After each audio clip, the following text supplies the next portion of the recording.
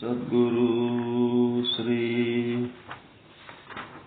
ಶುದ್ಧ ಬ್ರಹ್ಮಣೇ ನಮಃ. ಸಮಸ್ತ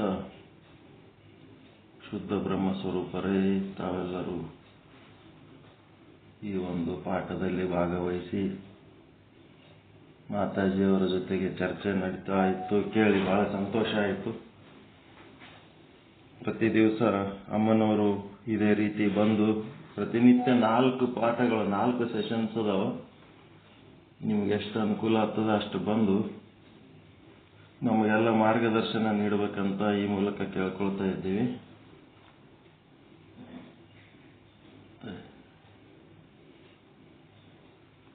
ನಂಬರ್ ತೊಗೊಂಡ್ರೆಲ್ಲ, ಫೋನ್ ನಂಬರ್ ಅದ ಅವ್ರದ್ದು, ನಂಬರ್ ಇಟ್ಕೊಂಡ್ರಲ್ಲ. ಆಯ್ತು. ಎಲ್ಲಿ, ಯಾವ ಊರು ಅಮ್ಮವ್ರದು? ಬೆಂಗಳೂರು ರೀ. ಆಯ್ತು. ಬಹಳ ಸಂತೋಷ, ಬಹಳ ಸಂತೋಷ. ಸುಸ್ವಾಗತ, ಸ್ವಾಗತ, ಸುಸ್ವಾಗತ.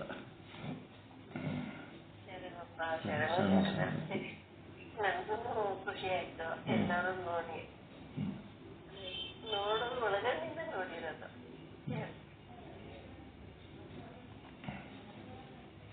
ಚಿನ್ಮಯ ಜ್ಞಾನಿ, ಅವಿರಳ ಜ್ಞಾನಿ, ಮಹಾಶರಣ, ಶೂನ್ಯಪೀಠಾಧೀಶ್ವರ ಚನ್ನಬಸವೇಶ್ವರರ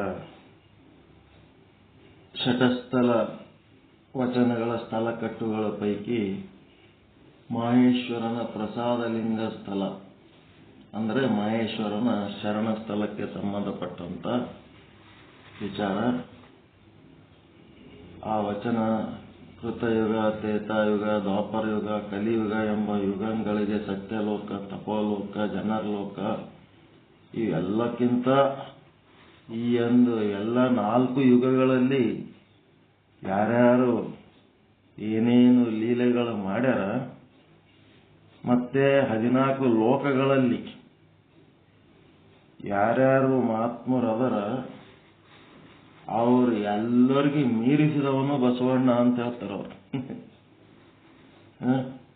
770 ಜನ ಅಮರಗಣಗಳನ್ನ ತಯಾರು ಮಾಡಿ 280 ಕೋಟಿ ವಚನಗಳನ್ನ ರಚನೆ ಮಾಡಿ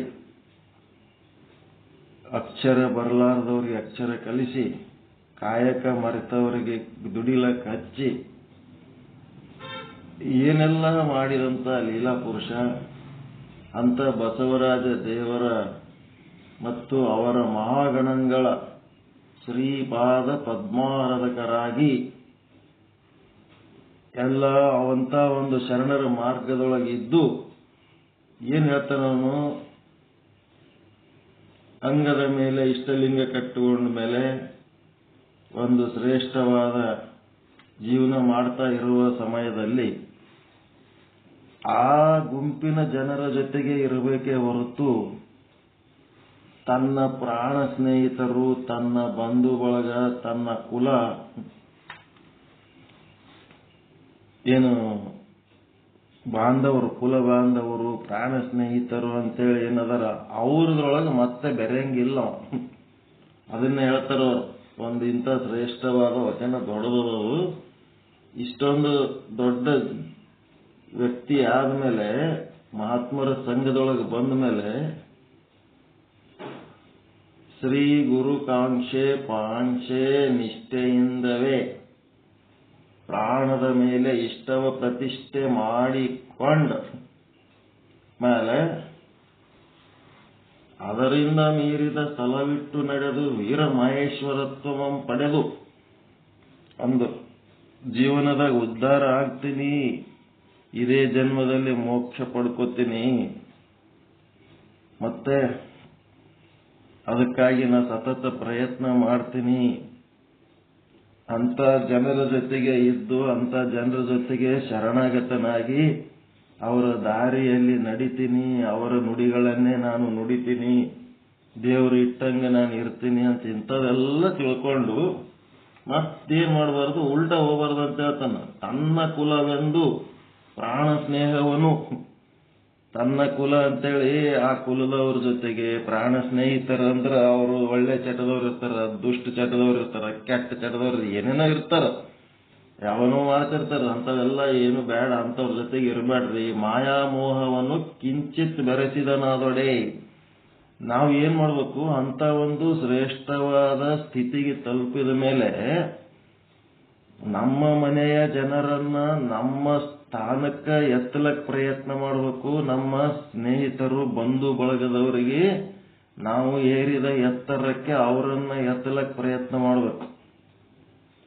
ಅದನ್ನು ಬಿಟ್ಟು ಅಲ್ಲಿ ಹೋಗಿ ಅವ್ರಂಗೆ ಇದ್ದು ಇಲ್ಲಿ ಬಂದು ಇವ್ರಂಗೆ ಇದ್ದು ಯಾರ್ಯಾರ ಜೊತೆಗೆ ಹೋಗಿ ಅವ್ರಂಗೆ ಇದ್ರೆ ಅದೇನಂತಾರೆ ಪಂಚಮಹಾಪಾತಕ, ಮಹಾಪಾಪಿಗಳ ಲಕ್ಷಣ.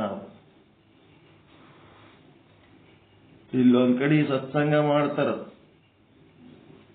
ಮುಂಜಾನೆ 10ರಿಂದ 12, 1 ತನಕ ಸತ್ಸಂಗ ಮಾಡ್ತಾರ. ಎಲ್ಲರೂ ಕೂತು ತಲೆ ಹಾಕ್ತಾರ, ಎಲ್ಲರೂ ಭಾರಿ ಸಂತೋಷ ಪಟ್ಟು ಸತ್ಸಂಗ ಮುಗಿಸಿ ಪ್ರಸಾದ ಸ್ವೀಕಾರ ಮಾಡ್ತಾರ.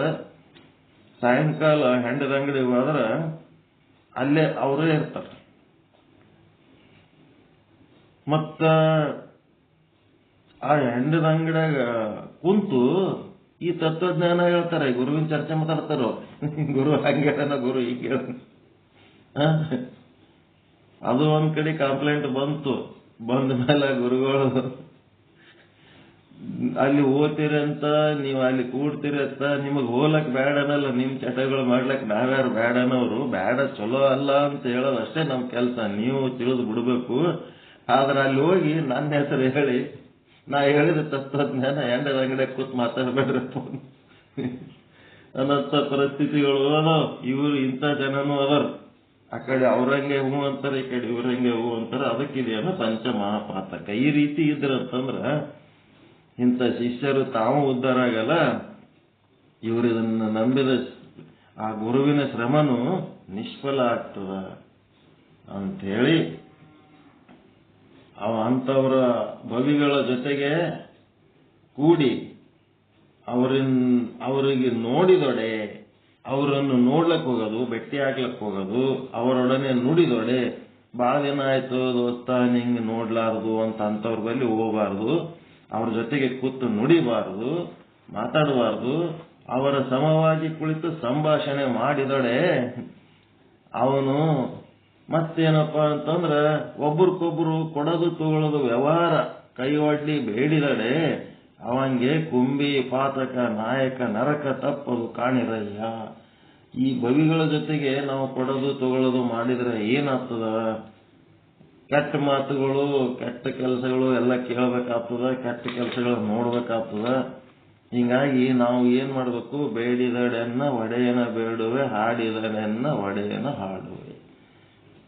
ನಮ್ದೇನಿದ್ದರೂ ಸಹಿತ ಪರಮಾತ್ಮನ ಜೊತೆಗೆ ನಾವು ಹೇಳೋದು ಕೇಳದೆ ಮಾಡ್ಬೇಕೆ ಹೊರತು, ಇಲ್ಲಂದ್ರೆ ಪರಮಾತ್ಮ ಸ್ವರೂಪರಾದ ಸತ್ಯ ಶರಣರ ಜೊತೆಗೆ ವ್ಯವಹಾರ ಮಾಡಬೇಕೆ ಹೊರತು ಈ ಒಂದು ದಾರಿಯಲ್ಲಿ ಇರಲಾರ್ದಂತ, ಅಧ್ಯಾತ್ಮ ಸಾಧನೆಯಲ್ಲಿ ಇರಲಾರ್ದಂತ ಆ ಲೌಕಿಕ, ಶುದ್ಧ ಲೌಕಿಕ, ಬರೀ ಪ್ರಾಪಂಚಿಕ ಮಲಜೀವಿಗಳ ಜೊತೆಗೆ ವ್ಯವಹಾರ ಮಾಡಬಾರ್ದು. ಅವ್ರ ಜೊತೆಗೆ ಹೋಗಬಾರ್ದು, ಅವ್ರ ಜೊತೆಗೆ ಕೂಡಬಾರ್ದು, ಅವ್ರ ಜೊತೆಗೆ ಮಾತಾಡಬಾರ್ದು, ಅವರನ್ನ ಮನಸ್ಸಿನಾಗ ಸಹಿತ ನೆನೆಸಬಾರ್ದು. ನಿಮ್ಮ ಒಂದು ಸತ್ಸಂಗದ ಜನರ ಸಂಘದಲ್ಲೇ ಇರಬೇಕು ಅನ್ನೋಂಥದ್ದೊಂದು ಸಂಘನಿಷ್ಠೆ ಕಲಿಸ್ತಾರ. ಸಂಘನಿಷ್ಠೆ.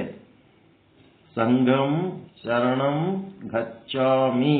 ಒಮ್ಮ ಸಂಘಕ್ಕೆ ಹೋಗಿ ಶರಣಾಗತರಾದ ಮೇಲೆ ಮತ್ತೆ ಈ ಪೂರ್ವಾಶ್ರಮಕ್ಕೆ ಹೋಲಕ್ ಹೋಗಬಾರ್ದು ಅಂತ ಒಂದು ಮಾತು. ಮುಂದೇನು ಹೇಳಿದ್ರು? ಶುದ್ಧ ಸಿದ್ಧ ಪ್ರಸಿದ್ಧದ ಮರ್ಮದ ಭೇದ ಸೂಕ್ಷ್ಮಾತಿ ಸೂಕ್ಷ್ಮವಾಗಿ ಹೇಳುವೆನಯ್ಯ ಕೇಳಿರಯ್ಯ. ಏನದು ಶುದ್ಧ ಸಿದ್ಧ ಪ್ರಸಿದ್ಧ ಅಂತಂದ್ರೆ ಏನ್ ಹೇಳ್ರಿ? ಅದು ಏನ್ ಹಿಂಗಂದ್ರ ಶುದ್ಧ ಪ್ರಸಾದ, ಸಿದ್ಧ ಪ್ರಸಾದ, ಪ್ರಸಿದ್ಧ ಪ್ರಸಾದ ಅಂತಂದ್ರೆ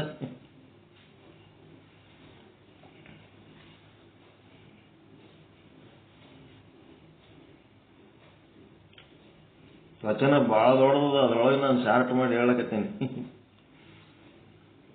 ಶುದ್ಧ ಪ್ರಸಾದ ಸಿದ್ಧ ಪ್ರಸಾದ ಕೇಳಿರ ಇಲ್ಲ?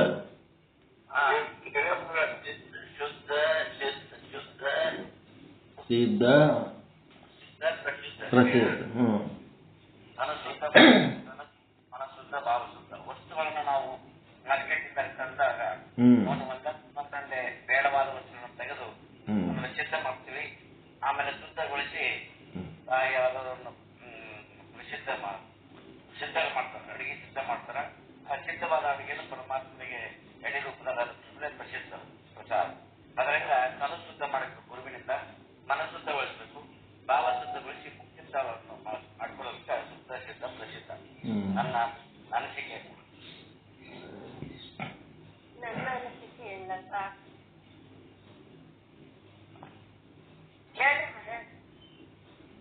ನನ್ನ ಅನಿಸಿಕೆಯಿಂದ ಒಂದು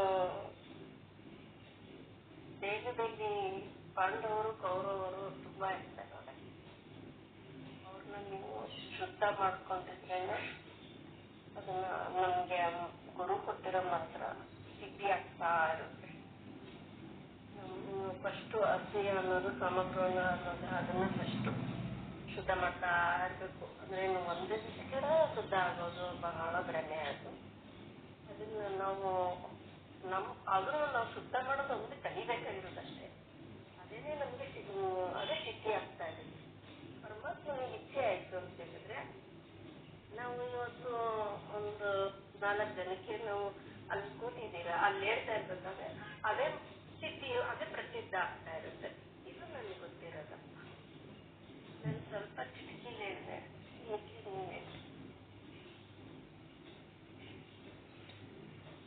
ಶುದ್ಧ ಸಿದ್ಧ ಪ್ರಸಿದ್ಧ ಅನ್ನೋದು ಇಲ್ಲಿ ಚನ್ನಬಸವಣ್ಣನವ್ರು ಏನ್ ಹೇಳ್ತಾರ, ನಿಮ್ಮ ಮನೆಗೆ ಒಬ್ಬರ ಗುರುಗಳಿಗೆ ಕರೆಸಿದ್ರಿ ಅಂತಂದ್ರೆ ನೀವು ಮಡಿಲಿಂತ ಎಲ್ಲಾ ಪದಾರ್ಥಗಳನ್ನ ಪ್ರಸಾದ ಮಾಡ್ತೀರಾ ಇಲ್ಲ, ನೈವೇದ್ಯ ಮಾಡ್ತೀರಾ ಇಲ್ಲ, ಪದಾರ್ಥಗಳು ತಯಾರು ಮಾಡಿ ಶುದ್ಧವಾದ ಜಲ ಶುದ್ಧವಾದ ಪದಾರ್ಥಗಳಿಂದ ನೀವು ಶುದ್ಧವಾದ ಮನಸ್ಸಿನಿಂದ ಸ್ನಾನ ಮಾಡಿ ಏನ್ ಮಾಡ್ತೀರಿ, ಅದು ಗುರುವಿಗೆ ಸಮರ್ಪಿಸಿದ್ದು.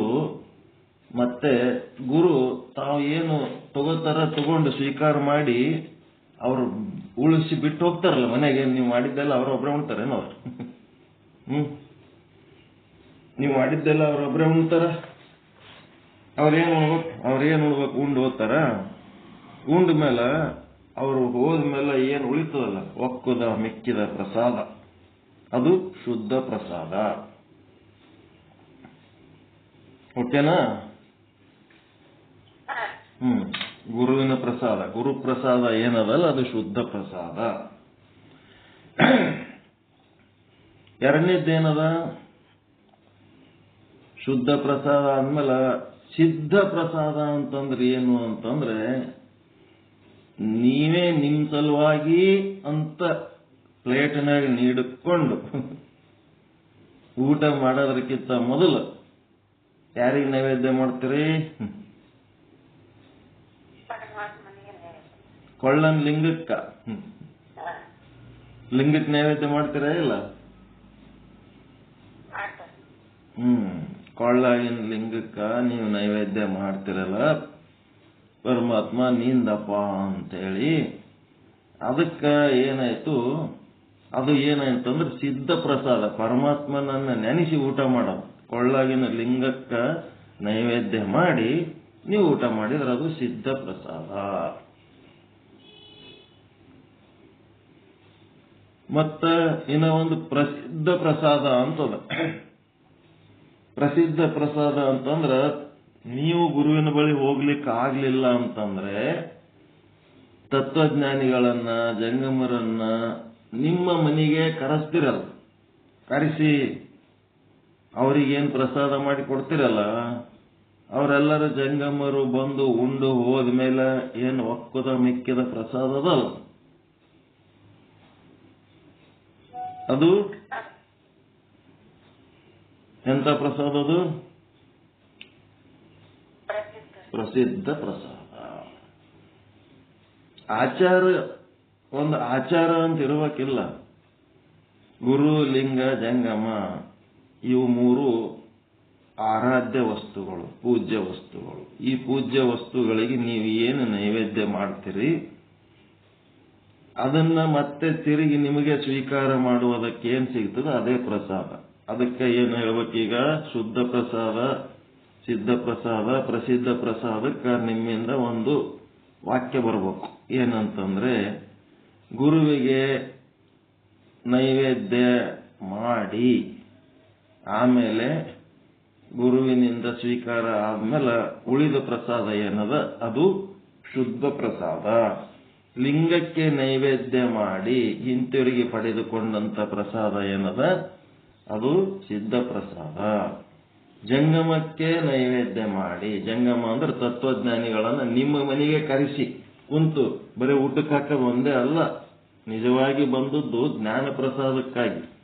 ಊಟ ದೊಡ್ಡ ವಿಷಯ ಅಲ್ಲದು, ಆದರೂ ಸಹಿತ ದೊಡ್ಡ ವಿಷಯ ಅಲ್ಲ ಅಂತೇಳಕ್ಕೆ ಬಂದವ್ರಿಗೆ ಏನಾರೇ ಇದ್ದದ್ದು ಬಿದ್ದದ್ದು ಅವೇನೋ ಅದವಲ್ಲ, ಯಾರು ಬಂದವರಿಗೆ ಕುರ್ಕುರೆ ಬಿಂಗೋ ಏನೋ ಹಾಕಿ ಕೊಟ್ಬಿಡ್ತಾರೆ ಒಂದೊಂದು ಸಾರಿ ಮನ್ಯಾಗ. ಅವು ಏನೇನೋ ಇದ್ದು ಬಿದ್ದು ಏನಾರು ಹಾಕಿ ಕೊಡ್ತಾರೆ, ಅಂಥವೆಲ್ಲ ಇಲ್ಲ. ಚಂದ ಪ್ರಸಾದ ಮಾಡಿಸ್ಬೇಕು. ಪ್ರಸಾದ ಮಾಡಿಸಿ ಜಂಗಮರಿಗೆ ನೈವೇದ್ಯ ಮಾಡಿ ಅವ್ರು ಊಟ ಆದ್ಮೇಲೆ ಉಳಿದದ್ದು ಪ್ರಸಿದ್ಧ ಪ್ರಸಾದ. ಅವರು ನಮ್ಮನ್ನ ಉದ್ಧಾರ ಮಾಡ್ಲಿಕ್ಕೆ ನಮ್ಮ ಮನೆಗೆ ಬಂದಿರ್ತಾರ. ನಮ್ಮ ಮನೆಯ ಓರೆ ಕೋರೆಗಳು, ನಮ್ಮ ಮನಸ್ಸಿನ, ನಮ್ಮ ಭಾವನೆಯ, ನಮ್ಮ ನಡವಳಿಕೆಗಳ ಓರೆ ಕೋರೆಗಳನ್ನ ತಿದ್ದುವಂತ ಕೆಲಸ ಅವರು ಮಾಡ್ತಾರೆ. ಏನೈತಿ ಈಗ? ಯಾವತ್ಕಂತೀರಿ ಶುದ್ಧ ಪ್ರಸಾದ, ಸಿದ್ಧ ಪ್ರಸಾದ, ಪ್ರಸಿದ್ಧ ಪ್ರಸಾದ ಅಂತ? ಯಾರ್ಯಾರು ಒಬ್ರು ಹೇಳ್ರಿ.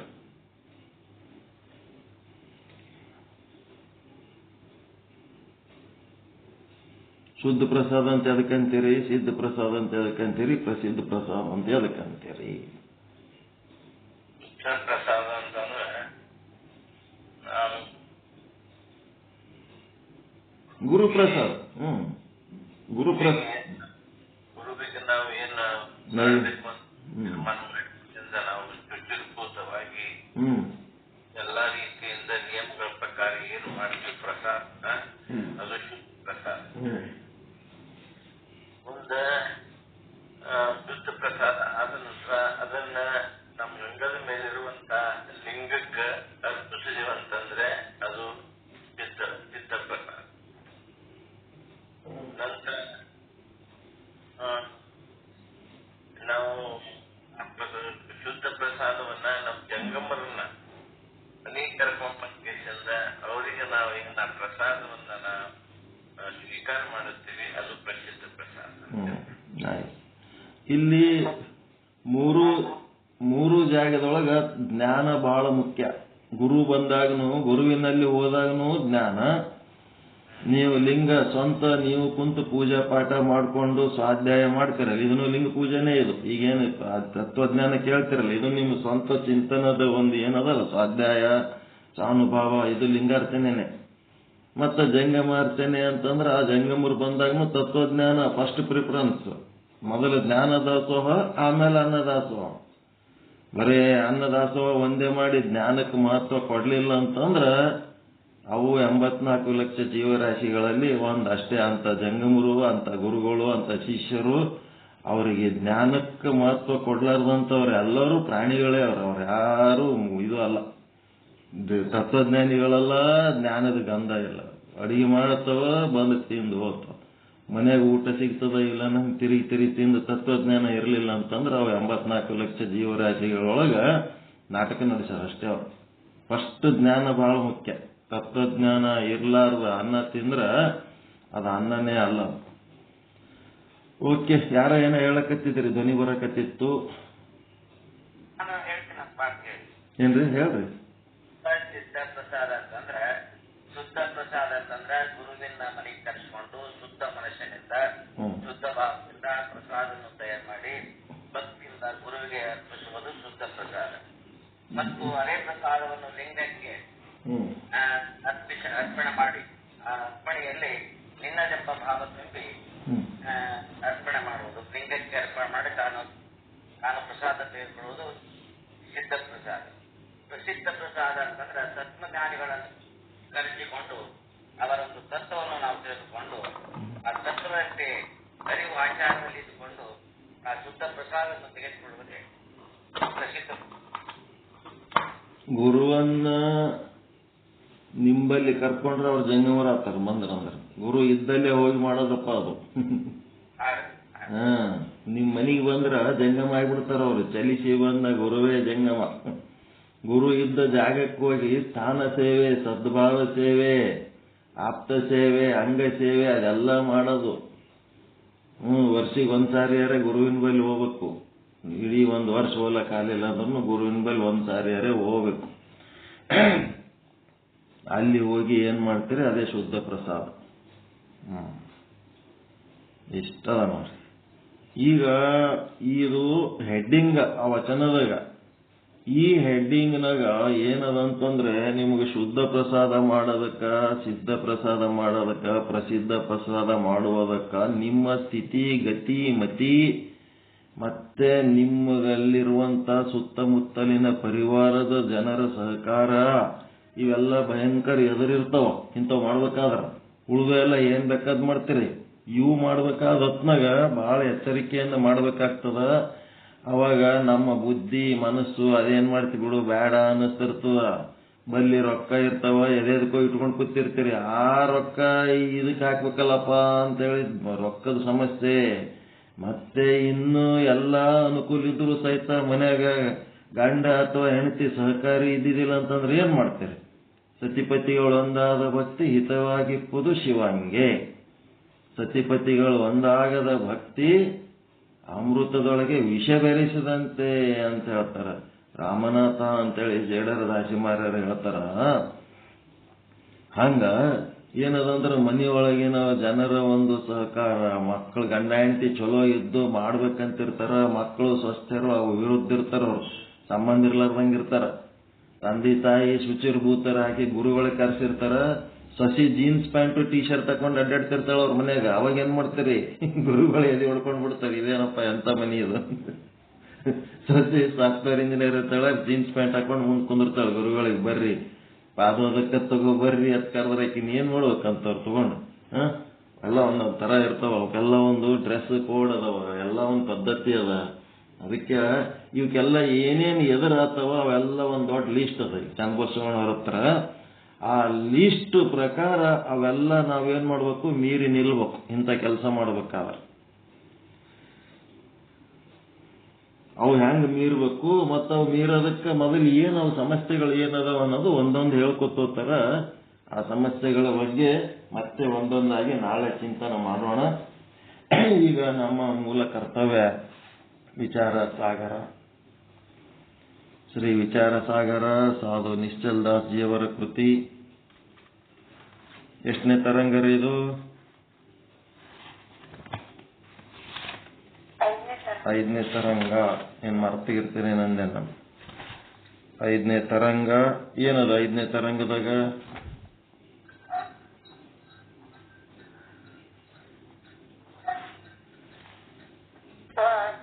ಮಧ್ಯಮ ಅಧಿಕಾರಿ ಅದೃಷ್ಟಿ ಮಹಾರಾಜರಿಗೆ ಉಪದೇಶ ಅಥವಾ ಸಂವಾದ. ದಿನ ಹೇಳ್ತೀನಿ, ಒಂದು ದಿನ ನಿಮ್ಮ ಆಯ್ಲೆ ಅನಿಷ್ಟು ನೋಡ್ಬೇಕಂತೀನಿ. ಸ್ವಆಶ್ರಯ ಸ್ವವಿಷಯ ಪಕ್ಷದ ಅಂಗೀಕಾರ. ಏನಿದು? ವಿಷಯ ಅಂಕ 246. 246ನೇ ವಿಷಯಾಂಕ. ಮತ್ತೆ ದೋಹಾ 154ನೇ ದೋಹಾನೇ ಕಂಟಿನ್ಯೂ ಆಗ್ಯಾದ. 154ನೇ ದೋಹಾ ಅಂತಂದ್ರೆ ಏನದದು? ಕಬಿತ್ತ ಮಾಯಾಮೇ ಆಭಾಸ್ ಅಂದ್ರ ಮಾಯೆಯಲ್ಲಿ, ಮಾಯ ಎಂಬ ಕನ್ನಡಿಯಲ್ಲಿ, ಆಭಾಸ ಅಂದ್ರೆ ಪ್ರತಿಬಿಂಬ. ಯಾರ ಪ್ರತಿಬಿಂಬ? ಅಧಿಷ್ಠಾನ ಬ್ರಹ್ಮನ ಪ್ರತಿಬಿಂಬ. ಮಾಯಾಮೇ ಆಭಾಸ್ ಕಾಮ ಅಧಿಷ್ಠಾನ ಬ್ರಹ್ಮ. ಅರು ಅಂದ್ರೆ ಮತ್ತೆ ಮಾಯಾ ಮಿಲ. ಒಟ್ಟಿವು ಮೂರು ಸೇರ್ಬೇಕು. ಮಾಯೆ ಮತ್ತು ಅಧಿಷ್ಠಾನ ಬ್ರಹ್ಮನ ಪ್ರತಿಬಿಂಬ ಪ್ಲಸ್ ಬ್ರಹ್ಮ. ಮಾಯೆ ಮತ್ತು ಮಾಯೆಯಲ್ಲಿ ಅಧಿಷ್ಠಾನ ಬ್ರಹ್ಮನ ಪ್ರತಿಬಿಂಬ ಮತ್ತು ಬ್ರಹ್ಮ.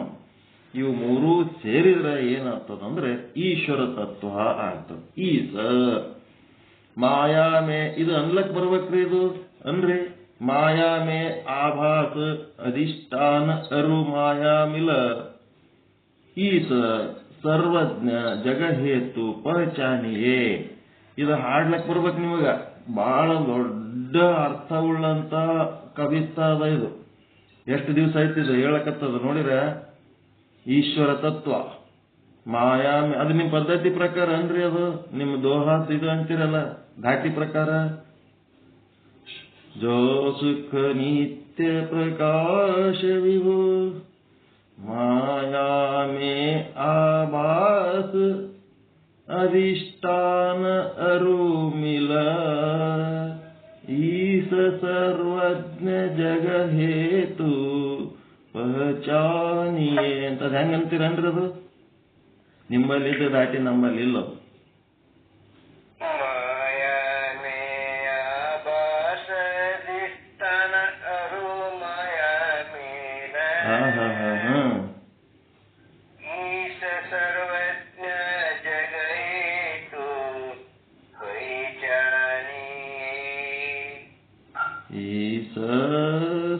ಸರ್ವಜ್ಞ ಜಗಹೇತು ಪಚಾನಿಯೇ ಈಸ ಸರ್ವಜ್ಞ ಅದು ಲಾಸ್ಟಿ ಪಹಚಾನಿಯ ಸಪರೇಟ್ ಅಲ್ಲ ಜಗಹೇತು ಪಹಚಾನಿಯೇ ಅವೆರಡು ಜೋಡಿಸಿ ಅನ್ಬೇಕು ಈಸ ಸರ್ವಜ್ಞ ಜೋಡಿಸಿ ಅನ್ಬೇಕು ಅರ್ಥ ಬರ್ಬೇಕಲ್ಲ ಬರೀ ಲಾಸ್ಟಿಗೆ ಪಹಚಾನಿಯ ಅಂದ್ರೆ ಅವರು ಜಗಹೇತು ಜಗತ್ತಿಗೆ ಸೃಷ್ಟಿಕರ್ತನಾದ ಈಶ್ವರ ಹೆಂಗದನಂದ್ರೆ ಈ ರೀತಿ ತತ್ವಗಳಿಂದ ಕೂಡಿದವನದನ ಅನ್ನೋಂಥದ್ದು ಹೇಳ್ತಾ ಮುಂದೇನ್ ಮಾಡಿದ್ರು ಸ್ವ ಆಶ್ರಯ ಸ್ವ ವಿಷಯ ಎನ್ನುವ 154ನೇ ವಿಷಯಾಂಕದ ಮುಂದುವರಿದ ಅರ್ಥ ಒಂದು ಅಜ್ಞಾನವಾದರೂ ಕೂಡ ಜೀವನ ಆಶ್ರಿತದಲ್ಲಿರುವುದಿಲ್ಲ ಈಗ ಅಲ್ಲಿ ಏನ್ ಮಾಡಿದ್ರು ಅಜ್ಞಾನಗಳು ಅನೇಕ ಅದವ ಜೀವರುಗಳು ಅನೇಕ ಅದರ ಯಾಕ ಹೆಂಗ ಅಂತಂದ್ರೆ ಎಷ್ಟು ಜೀವರುಗಳದರ ಅಷ್ಟು ಜೀವರುಗಳು ಇರುವ ಒಂದು ಊರು ಅಂತ ತಿಳ್ಕೊಳ್ರಿ ಆ ಜೀವರುಗಳ ಒಂದೊಂದು ಮನೆಯೊಳಗ ಇರುವ ಕತ್ತಲೆಯನ್ನ ಒಂದೇ ಕತ್ತಲು ಅನ್ಲಿಕ್ಕೆ ಬರಂಗಿಲ್ಲ ಯಾರ ಮನೆಯೊಳಗ ದೀಪ ಹಚ್ಚಿರ್ತಾರ ಆ ಮನೆ ಕತ್ತಲು ಮಾತ್ರ ಬೆಳಕಾಗ್ತದ ಉಳಿದ ಹಂಗೆ ಉಳಿತವ ಅನ್ನಂತ ಮಾತು ಹೇಳಿದ್ರು ಹೀಗಾಗಿ ಆ ಅಜ್ಞಾನಗಳು ಕೂಡ ಅನೇಕದವ ಯಾರು ಮೋಕ್ಷ ಮಾಡ್ಕೋತಾರ ಅವ್ರಿಗಷ್ಟೇ ಮೋಕ್ಷ ಆಗ್ತದ ಯಾರು ಸಾಧನೆ ಮಾಡಂಗಿಲ್ಲ ಅವ್ರಿಗೆ ಮೋಕ್ಷ ಆಗಂಗಿಲ್ಲ ಅಂದ್ರೆ ಅಜ್ಞಾನ ಅನೇಕದವ ಅಂತ ಅವರು ವಾದಗಳು ಮಾಡಿದ್ರು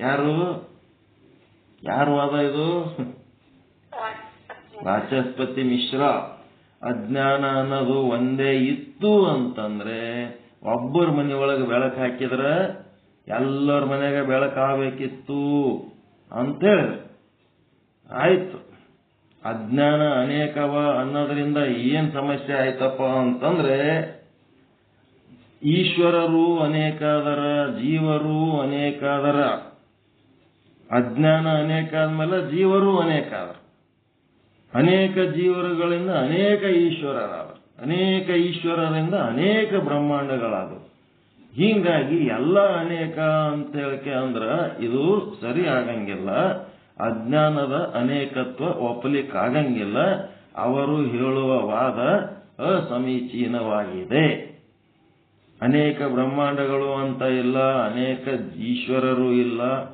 ಅನೇಕ ಜೀವರುಗಳು ಅಂತೂ ಇಲ್ಲ ಅನೇಕ ಅಜ್ಞಾನ ಅಂತೂ ಇಲ್ಲ ಒಬ್ಬ ಬ್ರಹ್ಮ ಹೆಂಗಿದ್ದಾನೋ ಅದೇ ರೀತಿ ಆ ಬ್ರಹ್ಮನಲ್ಲಿ ಮೂಲ ಪ್ರಕೃತಿನೂ ಒಂದೇ ಆದ ಮತ್ತೆ ಆ ಮೂಲ ಪ್ರಕೃತಿ ಲೀಲೆ ಮಾಡಬೇಕು ಅಂದೊತ್ನಾಗ ಈಶ್ವರ ತತ್ವ ಬಂದಾಗ ಈಶ್ವರನು ಒಬ್ಬನೇ ಅದನ ಆ ಈಶ್ವರನ ಜೊತೆಗೆ ವರ್ಕ್ ಮಾಡ್ತಾ ಇರುವಂತ ಆ ಮೂಲ ಪ್ರಕೃತಿಯ ಸತ್ವಗುಣದ ಭಾಗ ಏನದಲ್ಲ ಅದು ಕೂಡ ಒಂದೇ ಆದ ಮತ್ತೆ ಅದು 84 ಲಕ್ಷ ಜೀವರಾಶಿಗಳಾಗಿ ಬ್ರಹ್ಮ ಮತ್ತು ಆ ಒಂದು ಮೂಲ ಪ್ರಕೃತಿಯ ರಜೋಗುಣ ಕೂಡಿ 84 ಲಕ್ಷ ಜೀವರಾಶಿ ಏನಾಗ್ಯದ ಅಲ್ಲಿ ಒಂದೇ ಆದ ಏನದದು ಗುಣಗಳು ಮೂರಿರ್ಬೋದು ಮೂಲ ಪ್ರಕೃತಿ ಒಂದೇ ಅದೇ ಮೂಲ ಪ್ರಕೃತಿಯ ರಜೋಗುಣಗಳ ಜೊತೆಗೆ ಬ್ರಹ್ಮನ ಪ್ರತಿಬಿಂಬ ಉಂಟಾಗಿ 54 ಲಕ್ಷ ಜೀವರಾಶಿಗಳಾಗಿದ್ದಕ್ಕ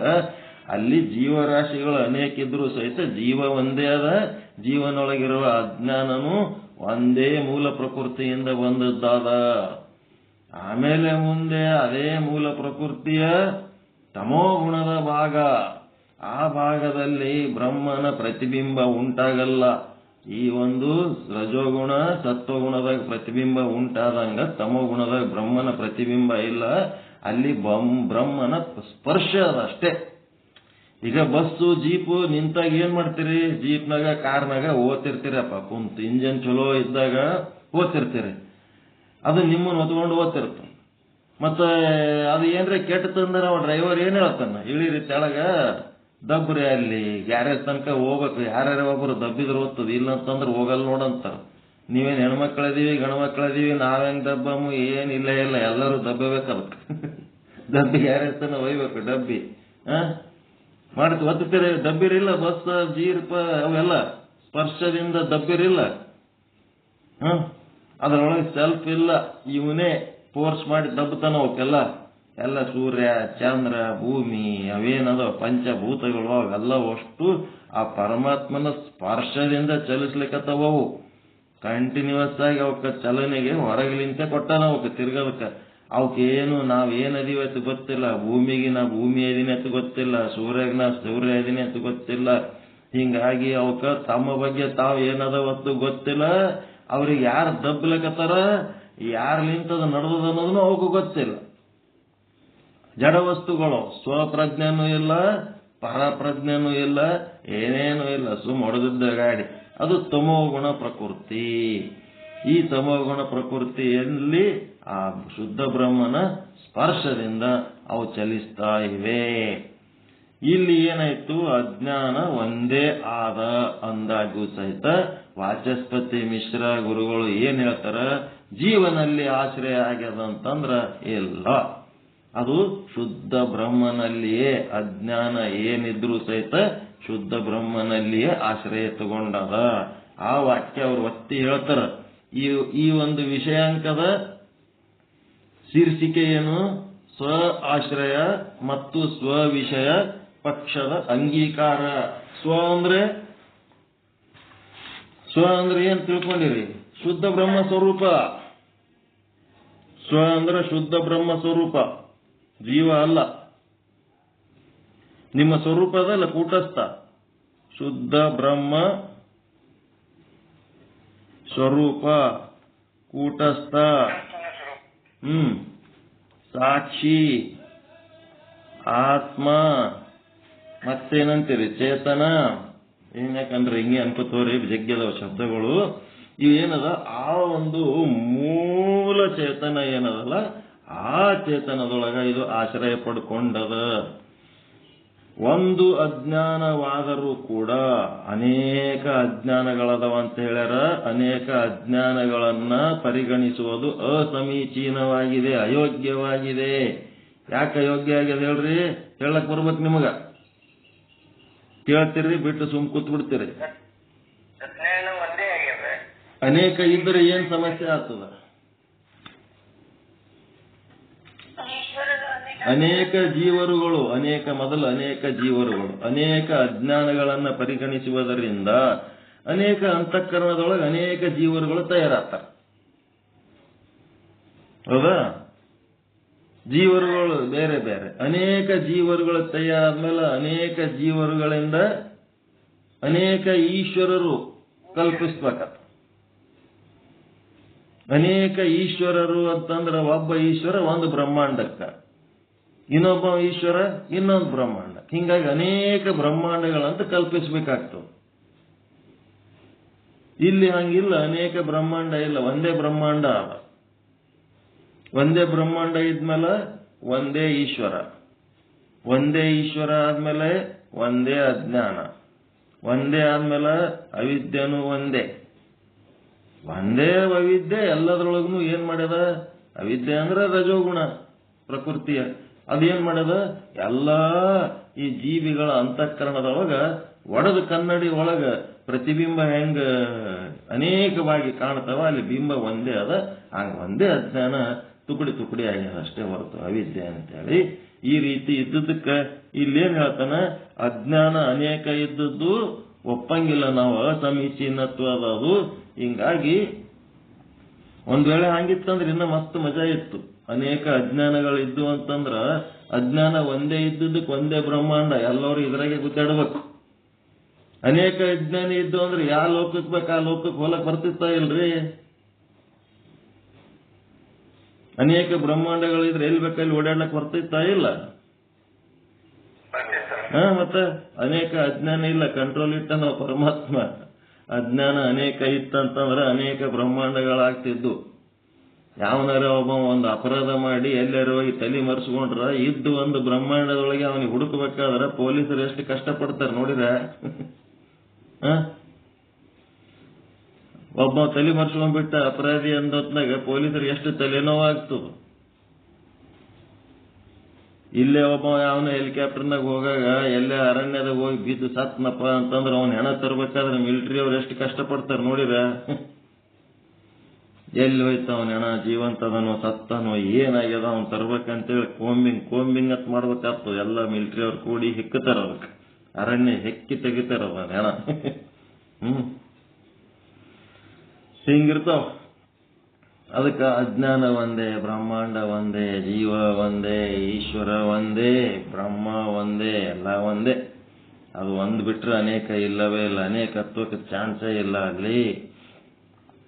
ಅದಕ್ಕೆ ಒಂದೇ ಒಂದು ಅಜ್ಞಾನವಾದರೂ ಕೂಡ ಅದು ಜೀವನ ಆಶ್ರಯದಲ್ಲಿ ಇರುವುದಿಲ್ಲ. ಕಿಂತು ಎಲ್ಲದದು ಶುದ್ಧ ಬ್ರಹ್ಮದ ಆಶ್ರಿತದಲ್ಲಿರುತ್ತದೆ. ಜೀವಭಾವವು ಯಾಕಪ್ಪ ಹಿಂಗೆ ಹೇಳ್ತೀವಿ ಅಂತಂದ್ರೆ, ಜೀವಭಾವವು ಏನದ ಅಜ್ಞಾನದ ಕಾರ್ಯವಾಗಿದೆ. ಅಜ್ಞಾನದ ಕಾರ್ಯ ಅಂತಂದ್ಮೇಲೆ ಅಜ್ಞಾನ ಏನಿದು ತಾಯಿ ಇದ್ದಂಗ. ತಾಯಿ ಆ ಒಂದು ಅಜ್ಞಾನ ಅಂತಂದ್ರೇನು, ಮಾಯೆ, ಮೂಲ ಪ್ರಕೃತಿ, ಅವಿದ್ಯೆ ಏನಂತಿರಲ್ಲ ಅದೆಲ್ಲ ಒಂದೇ. ಅದು ತಾಯಿ ಇದ್ದಂಗ. ಅಲ್ಲಿ ಅಜ್ಞಾನ ಆದಂತೇಳಿ ಆ ಅಜ್ಞಾನದ ಕನ್ನಡಿ ಒಳಗ ಬ್ರಹ್ಮನ ಪ್ರತಿಬಿಂಬ ಬಿದ್ದು ಏನ್ ಸೃಷ್ಟಿಯಾಗ್ಯದ, ಜೀವ ಈಶ್ವರರ ಸೃಷ್ಟಿಯಾಗ್ಯಾರ. ಹೌದಿಲ್ಲ? ಅಜ್ಞಾನ ಎಂಬ ಕನ್ನಡಿ ಒಳಗೆ ಬ್ರಹ್ಮನ ಪ್ರತಿಬಿಂಬ ಬಿದ್ದದಕ್ಕೆ ಸತ್ವಗುಣದ ಭಾಗದಲ್ಲಿ ಬ್ರಹ್ಮನ ಪ್ರತಿಬಿಂಬ ಬಿದ್ದದಕ್ಕೆ ಈಶ್ವರ ಆಗ್ಯಾನ, ರಜೋಗುಣದ ಭಾಗದಲ್ಲಿ ಬ್ರಹ್ಮನ ಪ್ರತಿಬಿಂಬ ಬಿದ್ದದಕ್ಕೆ ಜೀವ ಆಗ್ಯಾನ. ಇಷ್ಟೇ ಅಲ್ಲ ಅಲ್ಲಿ ಆಗಿದ್ದು. ಈ ಜೀವ ಅಥವಾ ಈಶ್ವರ ಇವರು ಅಜ್ಞಾನವನ್ನ ಇವ್ರಲಿಂತ ಹುಟ್ಟ್ಯಾರೋ ಏನು ಅಜ್ಞಾನದಿಂದ ಜೀವ ಈಶ್ವರರು ಹುಟ್ಟ್ಯಾರ? ಜೀವ ಈಶ್ವರರು ಈ ಅಜ್ಞಾನದ ಮಕ್ಕಳು ಇವರು. ಅದಕ್ಕೆ ಜೀವ ಅಂತಂದ್ರೆ ಮಗ ಇದ್ದಂಗ. ಮಗನಿಂದ ತಂದೆ ಅಥವಾ ತಾಯಿ ಹುಟ್ಟುವುದಿಲ್ಲ. ಅಜ್ಞಾನ ಎಲ್ಲಿ ಆಶ್ರಯ ಆಗ್ಯದ ಅಂತಂದ್ರೆ ಜೀವನಲ್ಲಿ ಆಶ್ರಯ ಆಗ್ಯದ ಅಂತಂದ್ರೆ ನೋ. ಅಜ್ಞಾನದಿಂದ ಜೀವ ಹುಟ್ಟ್ಯಾನ, ಹಿಂಗಾಗಿ ಜೀವನಿಗೆ ಅಜ್ಞಾನವೇ ಆಶ್ರಯ. ಅಜ್ಞಾನದಿಂದ ಈಶ್ವರ ಹುಟ್ಟ್ಯಾನ, ಹಿಂಗಾಗಿ ಈಶ್ವರನಿಗೆ ಅಜ್ಞಾನವೇ ಆಶ್ರಯ. ಒಬ್ಬವ ದೊಡ್ಡ ಕಸದ ಬುಟ್ಟಿ ತಲೆ ಮೇಲೆ ಹೊತ್ಕೊಂಡು ಕೂತಾನ ಇಡೀ ಬ್ರಹ್ಮಾಂಡದ್ದು. ಇನ್ನೊಬ್ಬ ಸಣ್ಣ ಕಸದ ಬುಟ್ಟಿ ತಲೆ ಮೇಲೆ ಹೊತ್ಕೊಂಡು ಕೂತಾನ. ಜೀವ ಪಿಂಡಾಂಡದ ಕಸದ ಬುಟ್ಟಿ ತಲೆ ಮೇಲೆ ಹೊತ್ಕೊಂಡು ಕೂತಾನ. ಈಶ್ವರ ಬ್ರಹ್ಮಾಂಡದ ಕಸದ ಬುಟ್ಟಿ ತಲೆ ಮೇಲೆ ಹೊತ್ಕೊಂಡು ಕೂತಾನ. ಯಾವಾಗ ಅವ್ರ ತಲೆ ಮೇಲಿಂದ ಕಸದ ಬುಟ್ಟಿ ಇಳಿಸ್ತಾರ, ಅವರು ಶುದ್ಧ ಬ್ರಹ್ಮ ಸ್ವರೂಪರೇ ಅದರ. ಆ ಕಸದ ಬುಟ್ಟಿ ಹೊತ್ಕೊಂಡದಕ್ಕೆ ಅವರು ಜೀವ ಈಶ್ವರರಾಗ್ಯಾರ. ಹೀಗಾಗಿ ಆ ಕಸದ ಬುಟ್ಟಿ ಇದ್ದದ್ದಕ್ಕೆ ಅವರು ಜೀವ ಈಶ್ವರರು ಅನಿಸ್ಕೊಂಡಾರ. ಈಗ ನಮ್ಮ ಶರೀರ ಅದಲ್ಲ, ಇದೇನಿದೆ ಕಸದ ಬುಟ್ಟಿ. ಅದು ಇದನ್ನ ಹೊತ್ಕೊಂಡಿದ್ರ ಸಲುವಾಗಿ ಇದು ಜೀವ ಅನಿಸ್ಕೊಳಕತ್ತದ. ಈ ಕಸದ ಬುಟ್ಟಿ ಇಳಿಸಿದ್ರೆ ಅವ ಶುದ್ಧ ಬ್ರಹ್ಮನೇ ಅದನ್ನು. ಈಗ ಶುದ್ಧ ಬ್ರಹ್ಮ ಅದಕ್ಕೆ ಆಶ್ರಯ ಕೊಟ್ಟಾನ ಅಷ್ಟೇ. ಇಲ್ಲೇನಾಯ್ತು, ಅಲ್ಲಿ ಜೀವ ಅಂತ ಏನದಲ್ಲ, ಜೀವನ ಆಶ್ರಯದಲ್ಲಿ ಇರ್ಲಿಕ್ಕೆ ಸಾಧ್ಯ ಇಲ್ಲ, ಅದು ಬ್ರಹ್ಮನ ಆಶ್ರಯದಲ್ಲಿ ಅದ. ಜೀವಭಾವವು ಅಜ್ಞಾನದ ಕಾರ್ಯವಾಗಿದೆ. ಅಜ್ಞಾನ ಅಂದ್ರೆ ತಾಯಿ, ಜೀವ ಅಂದ್ರೆ ಮಗ. ಮಗನಿಂದ ತಂದೆ ಅಥವಾ ತಾಯಿ ಹುಟ್ಟುವುದಿಲ್ಲ. ಈಗೇನ್ ಮಾಡಿದ್ರು, ಒಂದು ಸ್ವಲ್ಪ ಶಾಸ್ತ್ರಕ್ಕೆ ಕರ್ಕೊಂಡು ಹೋಗ್ತಾರೆ. ಏನು, ಜ್ಞಾನ ಮೊದಲ, ಆಮೇಲೆ ಭಾನ. ಏನ್ ಮಾಡ್ಬೇಕು, ನಿಜಗುಣ ಸಾಹಿತ್ಯ ಎಲ್ಲ ಜ್ಞಾನ, ನಿಶ್ಚಲದಾಸನ ಸಾಹಿತ್ಯ ಭಾನ.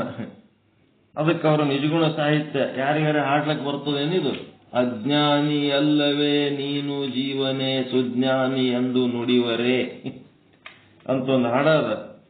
ಎಲ್ಲಿ ಬರ್ತದ, ಜೀವ ಸಂಬೋಧನಾ ಸ್ಥಳ ಕೈವಲ್ಯ ಪದ್ಧತಿ 6ನೇ ಪದ್ಯ. ಇವತ್ತು ಹಾಡ್ಲಕ್ ಬಂದ್ರ ಇವತ್ತು ಹಾಡ್ರಿ, ನಾಳೆಗೆ ಹಾಡ್ಲಕ್ ಬರ್ತಿತ್ತಂದ್ರ ನಾಳೆಗೆ ಹಾಡ್ರಿ, ಯಾರಿಗೆ ಹಾಡ್ಲಕ್ ಬರ್ತದ ಹಾಡ್ರಿ. ಬೇಕಾದಂಗೆ ಸಂಗೀತ ಪಾಠ ಕಲೀಲಕತ್ತೀರಿ, ಸರಿ ಗಮ ಅಂತ ಚಂದ ಹಾಡೋದು ಮಾಡ್ರಿ.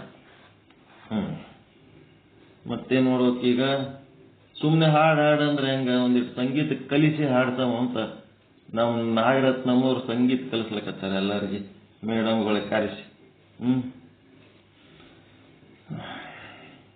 ಯಾವಾಗ ಹಾಡ್ತೀರಪ್ಪ, ಅಜ್ಞಾನಿ ಅಲ್ಲವೇ ಜೀವನೇ ನೀನು ಸುಜ್ಞಾನಿ ಎಂದು ನುಡಿವರೇ.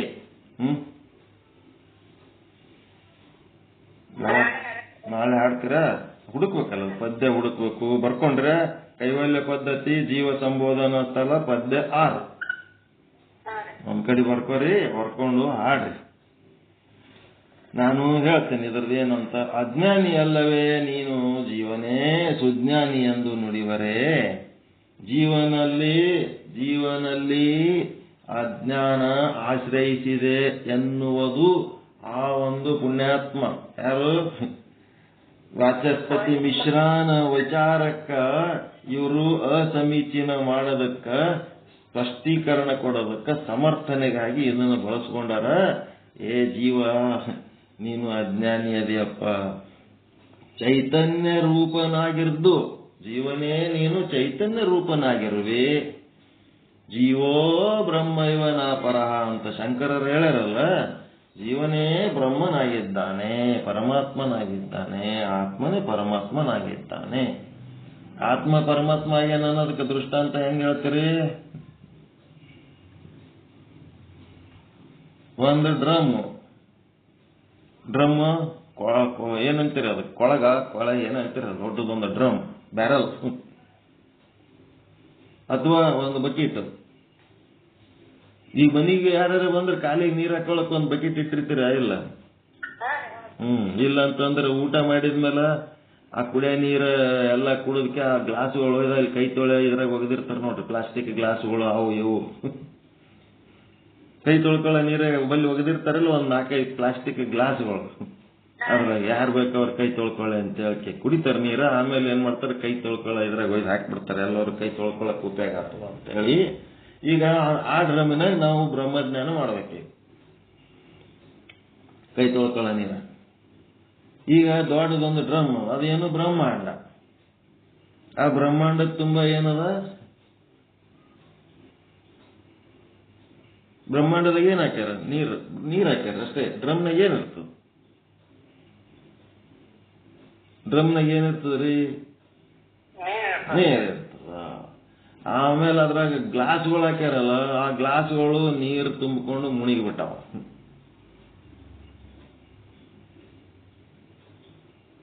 ಗ್ಲಾಸ್ಗಳನ್ನು ನೀರು ತುಂಬಿಕೊಂಡವ, ಗ್ಲಾಸ್ನಾಗ ನೀರು ತುಂಬ್ಯಾವ ಇಲ್ಲ, ಅದ್ರಾಗ ಹಾಕಿದ ಗ್ಲಾಸ್ ಒಗದಾರಲ್ಲ ಗ್ಲಾಸ್ಗಳು, ಅವು ನೀರು ತುಂಬಿ ಅದ್ ನೀರಾಗ ಮುಣಿಗ್ಯಾವ.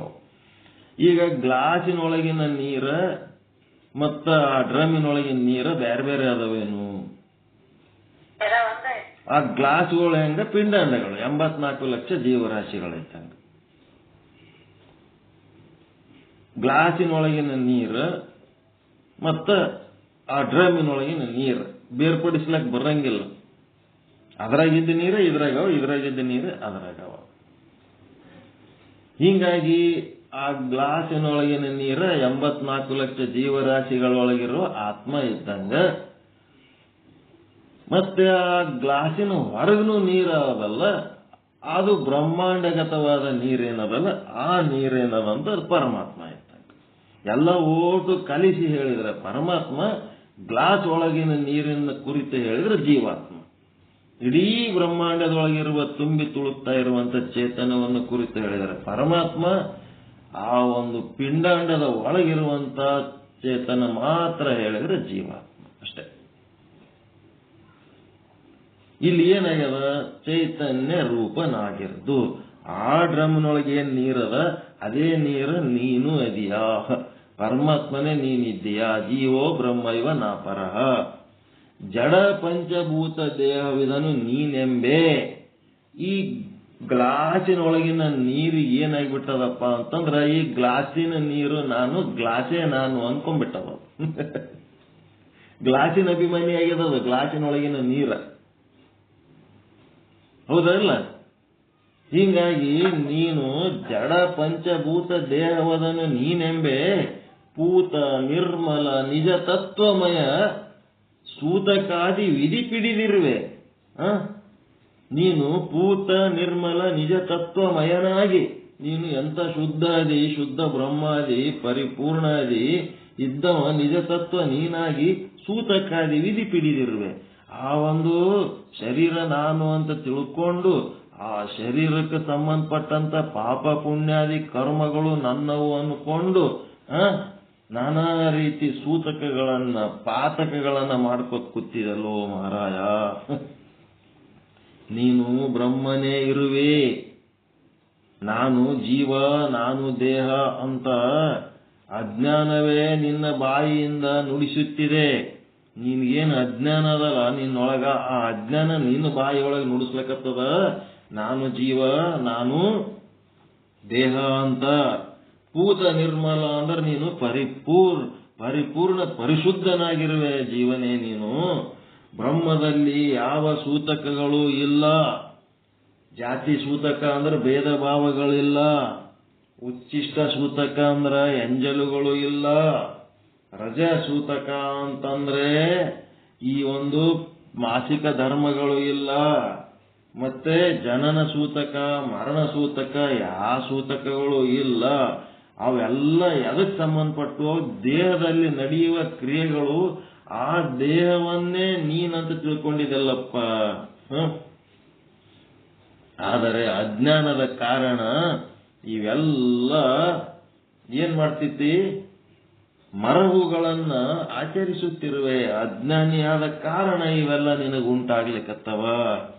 ಅಜ್ಞಾನ ಏನು ಮಾಡಿದೆ ಎಂದರೆ, ಅಜ್ಞಾನ ಏನು ಮಾಡಿದ, ಬ್ರಹ್ಮನನ್ನ ಜೀವನನ್ನಾಗಿ ಮಾಡುತ್ತದೆ. ಬ್ರಹ್ಮನನ್ನ ಜೀವನನ್ನಾಗಿ ಮಾಡಿಬಿಟ್ಟದ ಅಜ್ಞಾನ. ಜ್ಞಾನ ಏನು ಮಾಡುತ್ತದೆ ಅಂದ್ರೆ ಆ ಜೀವನನ್ನ ಮರಳಿ ಬ್ರಹ್ಮನನ್ನಾಗಿಸುತ್ತದೆ. ನೋಡ್ರಿ ಹೆಂಗದ ಸೂತ್ರ. ಅಜ್ಞಾನ ಮತ್ತು ಜ್ಞಾನಕ್ಕಿರುವ ವ್ಯತ್ಯಾಸ. ಅಜ್ಞಾನ ಏನ್ ಮಾಡ್ತದ, ಬ್ರಹ್ಮನನ್ನ ಜೀವನನ್ನಾಗಿಸ್ತದೆ, ಬ್ರಹ್ಮನನ್ನ ಈಶ್ವರನನ್ನಾಗಿಸ್ತದೆ. ಅದೇ ಬ್ರಹ್ಮಜ್ಞಾನ ಬಂತು ಅಂತಂದ್ರೆ ಜೀವನನ್ನ ಬ್ರಹ್ಮನನ್ನಾಗಿಸ್ತದೆ. ಮತ್ತ ಇಡೀ ಈಶ್ವರನ ಬ್ರಹ್ಮಾಂಡ ಪ್ರಪಂಚವೆಲ್ಲ ಅದು ಬ್ರಹ್ಮಾಂಡ ಅನ್ನೋದು ಇಲ್ಲವೇ ಇಲ್ಲ, ಅದೆಲ್ಲ ಬ್ರಹ್ಮ ಸ್ವರೂಪ ಅಂತ ತಿಳ್ಕೊಂಡು ಈಶ್ವರನನ್ನ ಬ್ರಹ್ಮನನ್ನಾಗಿಸ್ತದ ಜ್ಞಾನ. ಅಹಂ ಬ್ರಹ್ಮಾಸ್ಮಿ ಅಂತಂದ್ರೆ ಜೀವನನ್ನ ಬ್ರಹ್ಮನನ್ನಾಗಿಸುವುದು. ಸರ್ವಂ ಬ್ರಹ್ಮಾಸ್ತಿ ಅಂತಂದ್ರ ಈಶ್ವರನನ್ನ ಬ್ರಹ್ಮನನ್ನಾಗಿಸುವುದು. ಬ್ರಹ್ಮನ ಹೊರತುಪಡಿಸಿ ಮತ್ತಿನ್ನೇನೇನೂ ಇಲ್ಲ.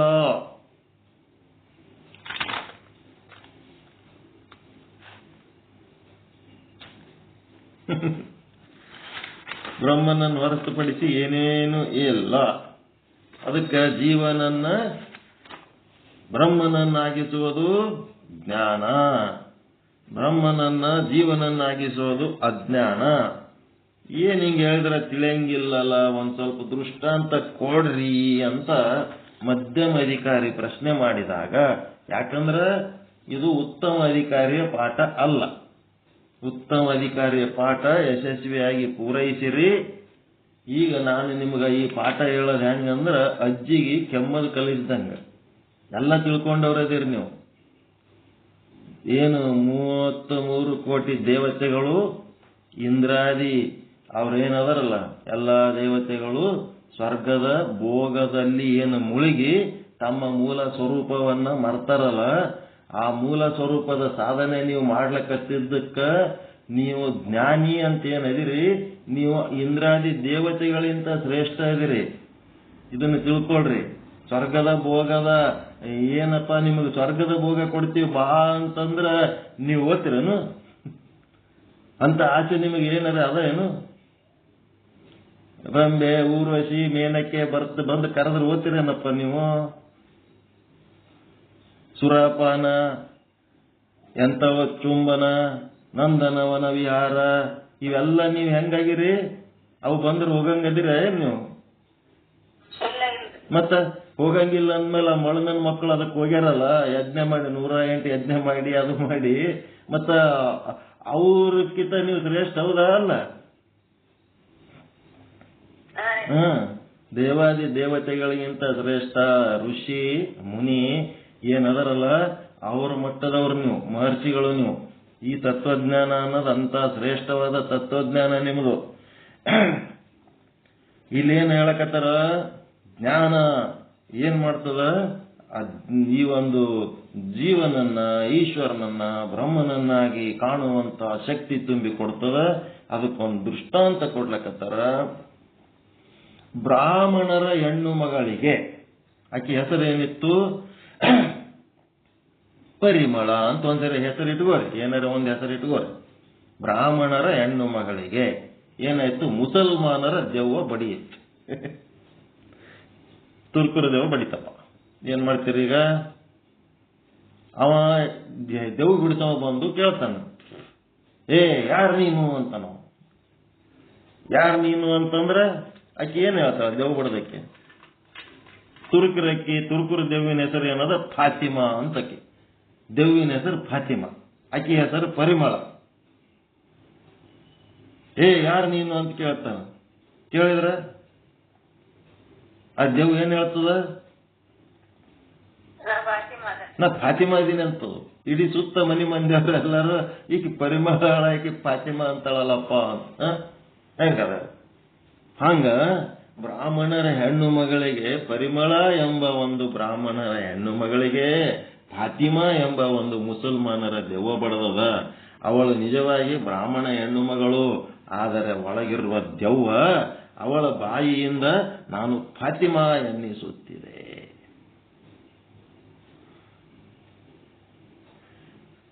ಏನಂತಳಕ್ಕೆ? ಏನ್ ಬೇಕು ನಿನಗ ಅಂತ ಕೇಳ್ತಾನ. ದೆವ್ವ ಬಿಡ್ತಾವ, ನಿನಗೇನ್ ಬೇಕು ಅಂದ್ರ ಮುಜೆ ಅಂಡಾದೇವ್ ಘೋಷದೇವ್ ಅಂತಾಳಂತಕ್ಕೆ. ಪರಿಮಳ ಏನನ್ಲಕತ್ತಾಳ? ಫಾತಿಮಾ ಆಗಿ ನನಗ ತತ್ತಿ ಕೊಡು, ಮಾಂಸ ಕೊಡು ಅಂತ ಕೇಳಕತ್ತಾಳಂತ. ಮುಜೆ ಅಂಡಾದೇವ್, ಮುಜೆ ಘೋಷದೇವ್ ಅಂತಾಳಂತ. ಮಟನ್ ದೇವ್, ಚಿಕನ್ ದೇವ್, ಓ ಲಾವ್ ಏ ಲಾವ್ ಅನ್ಲಕತ್ತಾಳಂತಕಿ ಫಾತಿಮಾ. ಅದೇ ರೀತಿ ಅಜ್ಞಾನದ ಕಾರಣ ಬ್ರಹ್ಮವೇ ಜೀವನಾಗಿ ನಾನು ಜೀವ ಅಂತ ಅಜ್ಞಾನವು ಬ್ರಹ್ಮನ ಬಾಯಿಯಿಂದ ನುಡಿಸಿ ಏನ್ ಮಾಡ್ಲಕತ್ತದ? ಈ ಒಂದು ಕ್ಷಣಿಕ ಸುಖದಾಯಕವಾದ ವನ್ನ ಈ ದೇಹ, ಹೆಣ್ಣಂತಂದ್ರೆ ಹೆಣ್ಮಕ್ಕಳಲ್ಲ, ದೇಹನೇ ಹೆಣ್ಣು. ಅಮ್ಮ ಹೇಳಿದ್ರ ವಿನಾಯಕ್, ಆ ಹೆಣ್ಣ ಅಂತಂದ್ರೆ ದೇಹ. ಗಂಡಿಂದ ದೇಹನು ಹೆಣ್ಣೆ, ಹೆಣ್ಣಿನ ದೇಹನು ಹೆಣ್ಣೆ. ಹೊನ್ನು, ಬಂಗಾರ, ಧನಕನಕಾದಿಗಳು, ಮತ್ತೆ ದೇಹದ ಲೌಕಿಕ ಭೋಗಗಳು, ಮತ್ತೇನದ ಮಣ್ಣು ಅಂತಂದ್ರ ಆಸ್ತಿ ಪಾಸ್ತಿಗಳು, ಮತ್ತೆ ಅಧಿಕಾರದ ಕುರ್ಚಿಗಳು. ಮುಖ್ಯಮಂತ್ರಿ ಅವು ಏನೇನದಾವಲ್ಲ, ಪ್ರಧಾನಮಂತ್ರಿ ಅವೆಲ್ಲ ಏನ್ ಗುದ್ದಾಡ್ತಾರಲ್ಲ, ಅವೆಲ್ಲ ಅಧಿಕಾರ ಕುರ್ಚಿ. ಹೆಂಗಕ್ಕದ್ ಮನ್ಯಾಗ ಸಹಿತ ಪ್ರತಿಯೊಬ್ಬರಿಗೆ ಒಂದು ಅಧಿಕಾರ ಬೇಕು. ಮನಿ ಮುಂದೆ ಸಾಕಿದ ನಾಯಿಗೆ ಸಹಿತ ಒಂದು ಅಧಿಕಾರ ಅದ. ಅದು ಯಾರಿಗೆ ಬರ್ಕೊಡಂಗಿಲ್ಲ. ಅದಿಷ್ಟು ಏರಿಯಾ ನಂದಂತದ. ಅಧಿಕಾರ ಜಗತ್ತಿನ ತುಂಬಿ ತುಳಕ್ಲಕತ್ತದ, ನಂದೇ ನಡೀಲಿ ಅಂತೇಳಿ. ಹಿಂಗಾಗಿ ಏನಾಯ್ತು? ಇದು ಏನ್ ಮಾಡ್ಲಕತ್ತದ? ಜೀವ ಒಳಗಿರೋ ಫಾತಿಮಾ ಇಂಥದಕ್ಕೆ ಬೆನ್ನತ್ತಿ ಬಿಟ್ಟದ. ಮೂಲ ತನ್ನ ಸ್ವರೂಪ ಪರಿಮಳ ಅನ್ನೋದು ಮರ್ತು ಹೋಗ್ಬಿಟ್ಟದು. ತಾನು ಶುದ್ಧ ಬ್ರಹ್ಮ ಸ್ವರೂಪ ಅಂತೇಳಿ ತಿಳ್ಕೊಂಡ್ಬಿಟ್ರ ದೆವ್ವ ಹೋತು. ನಾ ಫಾತಿಮಾ ಅಂತ ಎಲ್ಲಿ ತನ ಅಂತಿರ್ತೀವಿ, ಅಲ್ಲಿ ತನ ಅಂಡಾದೇವ್, ಚಿಕನ್ ಲಾವ್, ಮಟನ್ ಲಾವ್, ಗೋಶ್ ಲಾವ್, ಲಾವ್ ಅಂತೇಳಿ ಅಂತಿರ್ತು. ಅದಕ್ಕೆ ಬ್ರಹ್ಮ ಅಂತಂದ್ರೆ ಬ್ರಾಹ್ಮಣರ ಹೆಣ್ಣು ಮಗಳು, ದೆವ್ವ ಅಂತಂದ್ರೆ ಅಜ್ಞಾನ, ಫಾತಿಮಾ ಅಂದ್ರೆ ಜೀವ, ನಾನು ದೇಹ, ನಾನು ಜೀವ ಅಂತ ಇರ್ತದಲ್ಲ. ಅಂಡ, ಚಿಕನ್, ಮಟನ್ ಅಂತಂದ್ರ ಈ ಲೌಕಿಕ ಸಂಪತ್ತುಗಳು ಮತ್ತು ಸಂಬಂಧಗಳು ಮತ್ತು ಅಧಿಕಾರಗಳು ಮತ್ತು ವಿಷಯ ಭೋಗಗಳು. ಚಂದದನ್ರಿ ದೃಷ್ಟಾಂತ.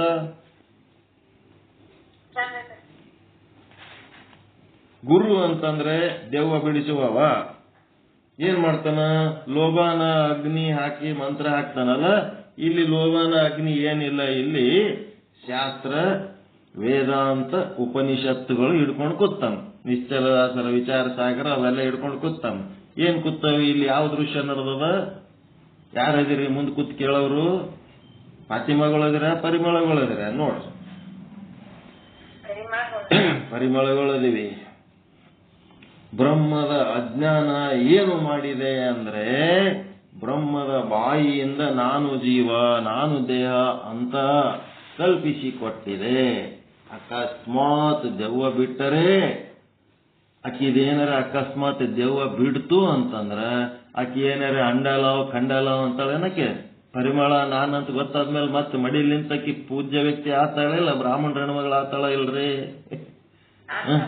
ದೆವ್ವ ಬಿಟ್ಟವ ಆಕಿ ಏನಾಗ್ಬಿಡ್ತಾಳ? ಮತ್ತೆ ಗುರು, ಲಿಂಗ, ಜಂಗಮ, ವಿಭೂತಿ, ರುದ್ರಾಕ್ಷಿ, ಮಂತ್ರ, ಪಾದೋದಕ, ಪ್ರಸಾದ, ಜಪ, ತಪ, ಶ್ರವಣ, ಮನನ, ನಿಧಿಧ್ಯಾಸನ, ನಿರ್ಮಲ ಚಿತ್ತ, ನಿಶ್ಚಲ ಚಿತ್ತ, ವಿವೇಕ, ವೈರಾಗ್ಯ, ಶಮ, ದಮ, ಶ್ರದ್ಧಾ, ಸಮಾಧಾನ, ಉಪರತಿ, ತಿತಿಕ್ಷಾ, ಮುಮುಕ್ಷತ್ವ, ತತ್ಪದಾರ್ಥದ ವಾಚ್ಯಾರ್ಥ, ಲಕ್ಷ್ಯಾರ್ಥ, ತ್ವಾಂ ಪದಾರ್ಥದ ವಾಚ್ಯಾರ್ಥ, ಲಕ್ಷ್ಯಾರ್ಥ ಸಾಧನೆ ಒಳಗೆ ತೊಡಗಿ ಆಕೆ ಶುದ್ಧ ಬ್ರಹ್ಮ ಸ್ವರೂಪಳಾಗಿ ಬಿಡ್ತಾಳ ಪರಿಮಳ. ಹೆಂಗ್ ಮಾಡ್ಬೇಕೀಗ?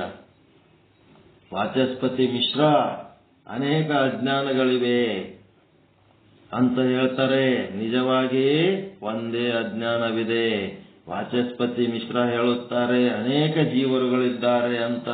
ನಿಜವಾಗಿ ಒಂದೇ ಜೀವವಿದೆ. ವಾಚಸ್ಪತಿ ಮಿಶ್ರ ಹೇಳುತ್ತಾರೆ ಅನೇಕ ಈಶ್ವರರಿದ್ದಾರೆ ಅಂತ. ಆದರೆ ನಿಜವಾಗಿ ಒಬ್ಬನೇ ಈಶ್ವರನಿದ್ದಾನೆ. ವಾಚಸ್ಪತಿ ಮಿಶ್ರರ ಪ್ರಕಾರ ಅನೇಕ ಬ್ರಹ್ಮಾಂಡಗಳಿವೆ ಅಂತ ಹೇಳ್ಯಾರ. ಆದರೆ ನಿಜವಾಗಿ ಒಂದೇ ಬ್ರಹ್ಮಾಂಡವಿದೆ. ವಾಚಸ್ಪತಿ ಮಿಶ್ರ ಹೇಳ್ತಾರೆ ಅಜ್ಞಾನವು ಜೀವನ ಆಶ್ರಯದಲ್ಲಿದೆ ಅಂತ. ಆದರೆ ನಿಜವಾಗಿ ಅಜ್ಞಾನವು ಬ್ರಹ್ಮನ ಆಶ್ರಯದಲ್ಲಿದೆ. ಆ ಅಜ್ಞಾನ ಸತ್ವ, ರಜ, ತಮ ಎಂಬ 3 ಗುಣಗಳಿಂದ ಕೂಡಿದೆ.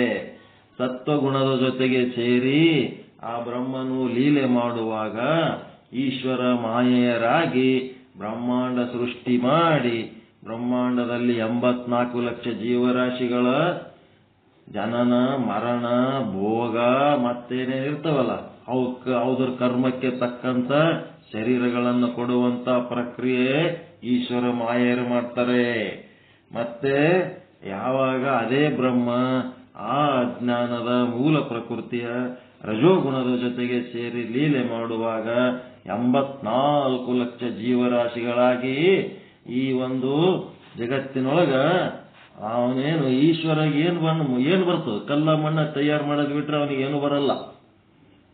ಕಲ್ಲ ಮಣ್ಣಲ್ಲಿಂತ ವಿಧಾನಸೌಧ, ಪಾರ್ಲಿಮೆಂಟ್ ಕಟ್ಟಬೇಕಾದ್ರೆ ರಜೋಗುಣ ಬೇಕು. ವಿಧಾನಸೌಧ ಕಟ್ಟಬೇಕು, ಪಟ್ಟಣಗಳು ಕಟ್ಟಬೇಕು, ಊರುಗಳು ಕಟ್ಟಬೇಕು, ರಸ್ತೆಗಳು ಮಾಡಬೇಕು. ಈಶ್ವರಿಗೆ ಬರ್ತದೆ ನಾವೆಲ್ಲ ಮಾಡ್ಲಿಕ್ಕೆ? ಜೀವರುಗಳು ಮಾಡ್ತೀವಿ. ನಿಮ್ಮ ಮನೆ ಕಟ್ಟುವ ಜೀವರುಗಳಿಂದ ಬರ್ತದೆ, ಈಶ್ವರ ಕಟ್ಟಾನ ನಿಮ್ಮ ಮನೆ? ಈಶ್ವರನ ಉಪಕಾರ ಕಲ್ಲು ಮಣ್ಣು. ಅದನ್ನ ನಿಮಗೊಂದು ಕೈ ಕೊಟ್ಟಾನ ಪರಮಾತ್ಮ. ಆ ಕೈಲಿಂತ ಇಷ್ಟೆಲ್ಲ ಕೆಲಸ ಮಾಡ್ತೀರಿ ನೀವು. ನಿಮಗೆ ಕೊಟ್ಟ ಹಸ್ತ ಏನದಲ್ಲ, ಜೀವರುಗಳಲ್ಲಿ ಇರುವ ಒಂದು ಹಸ್ತ. ಕಾಂಗ್ರೆಸ್ನವ್ರು ಅದೇ ಹಸ್ತನೇ ಹಿಡ್ಕೊಂಡಾರ ಗಟ್ಟಿಯಾಗಿ. ಅದಕ್ಕೆ ಅವರು ಇಷ್ಟು ಒಂದು ಪವರ್ಫುಲ್ ಅದಾರ. ಅವರು ಹಸ್ತ ಬಹಳ ಮುಖ್ಯ. ಈ ಹಸ್ತ ಏನದ ಜೀವರುಗಳ ಒಂದು ಲಕ್ಷಣ. ಈಶ್ವರಂದೇನದ ರಾ ಮೆಟೀರಿಯಲ್ ಇಲ್ಲ ಅಂತಂದ್ರೆ ಜೀವರುಗಳು ಏನ್ ಮಾಡ್ತಾರ? ಆದ್ರೆ ರಾ ಮೆಟೀರಿಯಲ್ ಇದ್ರೂ ಜೀವರುಗಳು ಇರ್ಲಿಲ್ಲ ಅಂದ್ರೆ ಜಗತ್ತು ತಗೊಂಡು ಏನ್ ಬೆಂಕಿ ಹಚ್ಬೇಕು? ಜೀವರುಗಳಿದ್ರೆ ಈ ಜಗತ್ತು. ಹಿಂಗಾಗಿ ಇದು ಅದ.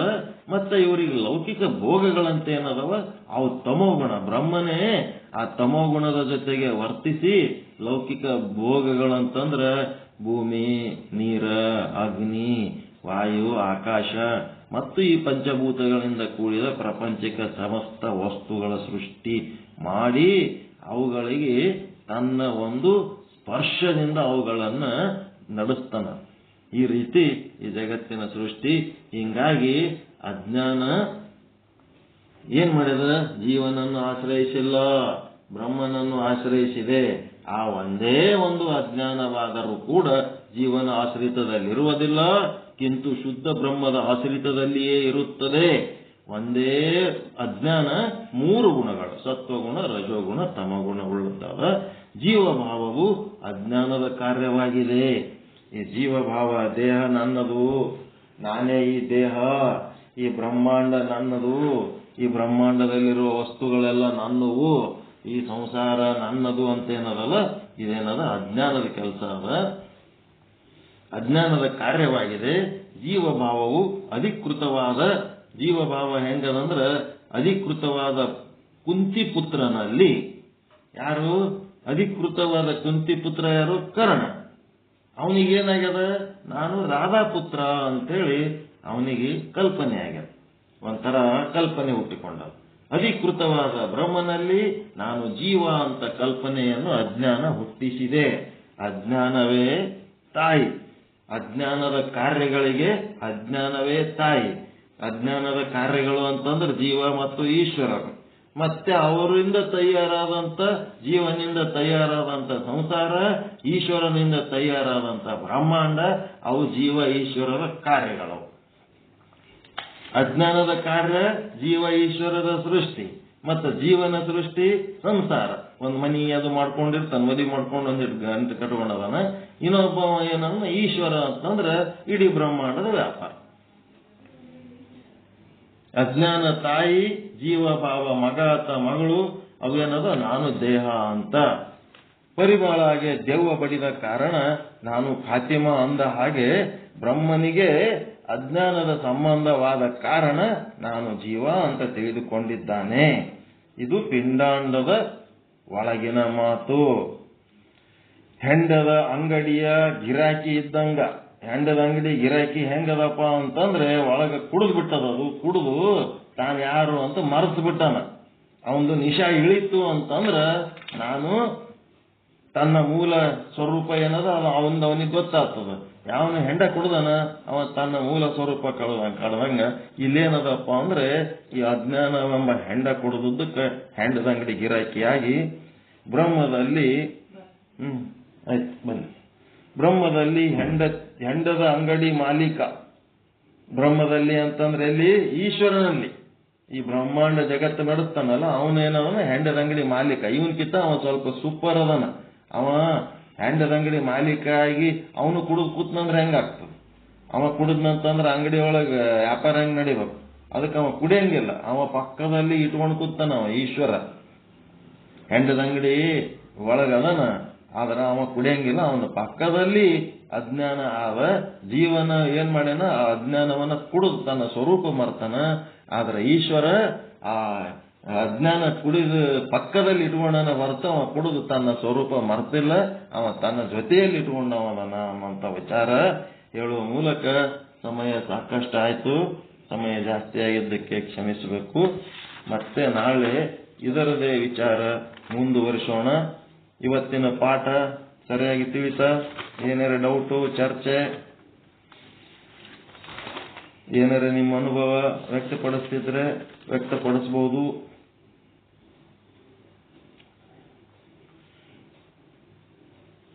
ಸಂತೋಷ ಆಯ್ತಾ? ಬ್ಯಾಸರ ಬಂತ? ಸಿಟ್ಟು ಬಂತ? ಸಂಕಟ ಆಯ್ತಾ? ಫಾತಿಮಾ ಆಗಿವೆಲ್ಲ ನಾವು ಪರಿಮಳ ಹೋಗಿ ಅಂತ. ದೇವ ಹೇಳ್ಕೊಂಡಲ್ಲ, ದೇವ ತನ್ನಕ್ಕೆ ತಾನೇ ಬಿಟ್ಟಾಗ ಪರಿಮಳ ಇದ್ದದ್ದು ಫಾತಿಮಾ ಆಗಿದೆ. ಪರಿಮಳ ಹೋಗಿ ಫಾತಿಮಾ ಆಗ್ಯದ. ಪ್ರಭೆ ನಿರಸನ ಆದಾಗ, ಮುಖಾಂತರ ನಿರಸನ ಆದಾಗ ಪರಿಮಳನೇ ತಾನೇ. ಪರಮಾನಂದ ಪ್ರಾಪ್ತಿ ಭವ, ಸರ್ವ ದುಃಖ ನಿವೃತ್ತಿ ಭವ, ಇಷ್ಟಾರ್ಥ ಸಿದ್ಧಿರಸ್ತು, ಯಶಸ್ವಿ ಭವ ಯಶಸ್ವಿ ಭವ. ಜಯ ಶುದ್ಧ ಬ್ರಹ್ಮ, ಜಯ ಜಯ ಶುದ್ಧ ಬ್ರಹ್ಮ. ಓಂ ಶಾಂತಿ ಶಾಂತಿ ಶಾಂತಿ. ಎಲ್ಲರಿಗೂ ಶರಣು ಶರಣಾರ್ಥಿ. ಎಲ್ಲರಿಗೂ ಇಂದಿನ ಪ್ರಕಟಣೆಗಳು ಮಧ್ಯಾಹ್ನ 1 ಗಂಟೆಗೆ ಶ್ರೀಮದ್ ಭಗವದ್ಗೀತೆಯ ಪಾರಾಯಣ, 4 ಗಂಟೆಗೆ ಶ್ರೀ ಸಿದ್ಧಾಂತ ಶಿಖಾಮಣಿಯ ಪ್ರವಚನ ಕಂಬಿಗೂರುಗಳಿಂದ ಮತ್ತು ರಾತ್ರಿ 8:30ರಿಂದ ಶ್ರೀಮದ್ ಭಾಗವತ ಮಹಾಪುರಾಣ ಹಾಗೂ ಶ್ರೀ ಸಿದ್ಧಾಂತ ಶಿಖಾಮಣಿಯ ಪ್ರವಚನ ಗುರುಗಳಿಂದ ನಡೆದಿದ್ದು ಎಲ್ಲರೂ ಜಾಯಿನ್ ಆಗಿ ಇದರ ಒಂದು ಪ್ರಯೋಜನವನ್ನು ಪಡ್ಕೋಬೇಕಂತ ಹೇಳಿ ಎಲ್ಲರೂ ಹೇಳ್ತೀನಿ. ಸೋಮವಾರ ಕಂಬಿ ಗುರುಗಳ ಲಿಂಕ್ ಬೇರೆ ಇರ್ತದೆ, ಇದೇ ಲಿಂಕ್ನಾಗ ಜಾಯಿನ್ ಆಗಿ ಹೈರಾಣ ಆಗ್ಬೇಡ್ರಿ. ಅದು ಒಂದೇ, ಸೋಮವಾರ ಒಂದು ತೊಡಕು, ಉಳಿದದ್ದೆಲ್ಲ ಓಸು ಇದೇ ಲಿಂಕ್ ಇರ್ತದೆ. ಸೋಮವಾರ ಒಂದು ಯಾವುದು 4 ಗಂಟೆ ಪಾಠ ಅಲ್ರಿ, ಸೋಮವಾರ 4 ಗಂಟೆ ಪಾಠ ಒಂದು ಕಂಬಿ ಗುರುಗಳ ಲಿಂಕ್ ಕಳಿಸ್ತದ. ಆ ಲಿಂಕ್ನಾಗ ಜಾಯಿನ್ ಆಗ್ರಿ. ಇವ್ರ ಅಮ್ಮವ್ರದ್ದು ಸೇರ್ಸ್ಕೊಂಡಿರ ಹೆಸರು ಆ ಗ್ರೂಪ್ನಾಗ ಸೇರ್ಸಿದ್ರೆ ಅವ್ರಿಗೆ ಲಿಂಕ್ ಓದ್ತದ. ಯಾರ ಪರಿಚಯದ ಮೇಲೆ ಬಂದ್ರ ಅವರು? ಆಯ್ತು, ಸಂತೋಷ. ಅವ್ರು ಕಳಿಸ್ತಾರೆ, ಗುರುಗಳೇ ಕಳಿಸ್ತೀರಲ್ಲ ಲಿಂಕ್ ಇವ್ರದ್ದು ಕಂಬಿ ಗುರುಗಳದವರಿಗೆ? ಕಳಿಸ್ತಾರೆ. ಆಯ್ತು, ಪರಿಚಯ ಮಾಡಿದ್ದಕ್ಕೆ ಧನ್ಯವಾದ. ಒಳ್ಳೆ ಸಾಧಕರು ಬಂದು ಜಾಯಿನ್ ಆದ್ರೆ ಅದಕ್ಕಿಂತ ದೊಡ್ಡ ಭಾಗ್ಯ ಏನದು. ಒಳ್ಳೆ ಇವ್ರದ್ದು ಶಿವರಾಜ್ ಗುರುಗಳದ್ದು ಇದು ತತ್ವಪದ ಹಾಡ್ಸಿದ್ರೆ ಇಲ್ಲ? ಯಾವಾಗ ಯಾಕೆ ಬರ್ಲಕ್ರಿ? ಅವ್ರಿಗೊಂದು ತತ್ವಪದಕ್ಕೆ ಅವಕಾಶ ಕೊಡ್ಬೇಕು. ಬೆಳಿಗ್ಗೆ ಒಂದು ತತ್ವಪದಕ್ಕೆ ಅವ್ರಿಗೆ ಅವಕಾಶ ಕೊಡಬೇಕು. ನಾವು ಉದ್ದಕ್ಕೆ ಲಂಬ ಚೌಡ ಹೇಳೋದು ಒಂದೇ, ಅವ್ರು ಒಂದ್ 2 ನಿಮಿಷ ತತ್ವಪದ ಹಾಡೋದು ಒಂದೇ, ಎಲ್ಲ ಒಂದೇ ಇರ್ತದೆ. ಸಾಧಕರಿಗೆ ಅವಕಾಶ ಕೊಡ್ಬೇಕು.